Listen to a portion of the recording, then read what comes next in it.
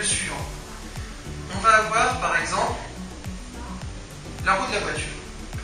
Pour faire un tour, on va mettre par exemple sur la première vitesse le moteur qui va faire, je dis quelque chose au hasard, on va mettre 200 tours.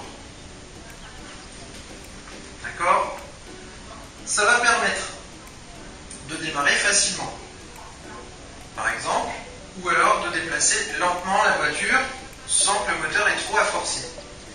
Dès qu'on va vouloir rouler plus vite, toujours pour faire le même tour, sans que le moteur ne tourne trop vite, on va réduire la vitesse de rotation un tour de roue pour,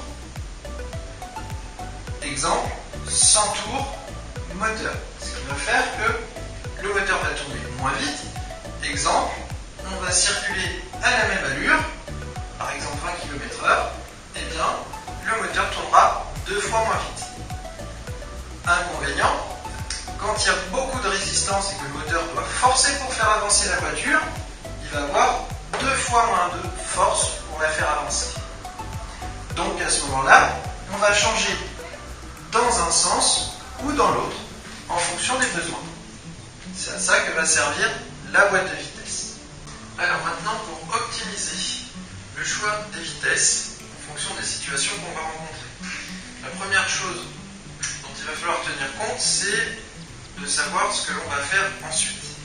Est-ce qu'on a besoin de ralentir, d'accélérer, on a une montée, une descente, un dépassement, une insertion à effectuer. Tout ça va influencer le choix de la vitesse. Maintenant, il faut savoir que le moteur doit être maintenu à un régime de rotation optimal. Si le moteur tourne trop lentement, on va consommer plus pour soit maintenir, soit faire accélérer la voiture.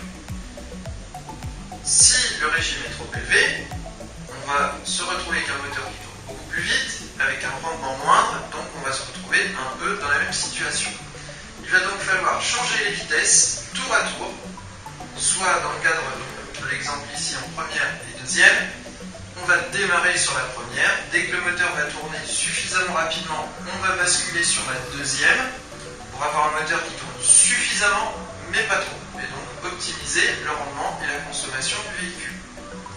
Ensuite, si jamais on est trop lent sur la deuxième, le moteur ne tourne pas assez vite, on a besoin de relancer la voiture, on va basculer sur la première pour que le moteur tourne plus vite et donc qu'il puisse par exemple accélérer plus facilement.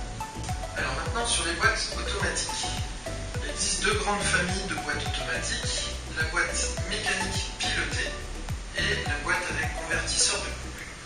La plus ancienne des deux est la boîte avec convertisseur de couple. En fait, il s'agit d'avoir un système qui vient remplacer l'embrayage avec une turbine qui entraîne un liquide d'un côté et l'autre qui va être entraîné par le liquide qui a été mis sous pression. Le principe, c'est que c'est très souple, seulement le problème, c'est que ça consomme plus de carburant qu'une boîte mécanique traditionnelle.